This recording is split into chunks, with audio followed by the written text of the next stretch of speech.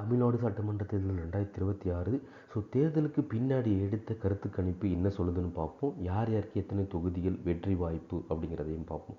So குறிப்பாக தேர்தலுக்கு முன்னாடியும் பின்னாடியும் எடுத்த கருத்து கணிப்பு படி பார்த்திங்கன்னா, ஸோ வெற்றி வாய்ப்பு அதிமுகவுக்கும் தமிழக வெற்றி கழகத்துக்கும் கூடி இருக்கிறதாகவும், திமுகவுக்கு சற்றே குறைஞ்சிருக்கிறதாகவும், அதே நேரம் நாம் தமிழருக்கு எந்த மாற்றமும் இல்லாத ஒரு சூழ்நிலை தான் எங்களோட கருத்து கணிப்பு சொல்லுது.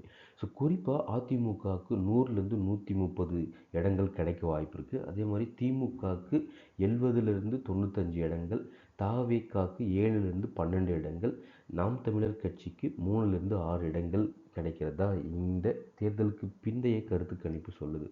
ஸோ குறிப்பாக இதில் எங்களுக்கு தேர்தலுக்கு முன்னாடியும் தேர்தலுக்கு பின்னாடியும் இருந்த கருத்து கணிப்பு எதை காட்டுதுன்னா, ஸோ அதிமுகவுக்கு கொஞ்சம் செல்வாக்கு உயர்ந்து இருக்கிறதாகவும், அதே நேரத்தில் தமிழக வெற்றி கழகத்துக்கு சற்று செல்வாக்கு அதிகமாக இருக்கிறத காட்டுது. ஸோ திமுகவின் செல்வாக்கு சற்றே குறைந்திருக்கிறத தான் எங்களோட கருத்து கணிப்பு சொல்லுது. அதனால் நாம் தமிழர் கட்சிக்கு கருத்து கணிப்பு தேர்தலுக்கு முன்னாடி எடுத்ததும் பின்னாடி எடுத்ததும் ஏறக்குறைய ஒரே மாதிரி தான் இருக்குது.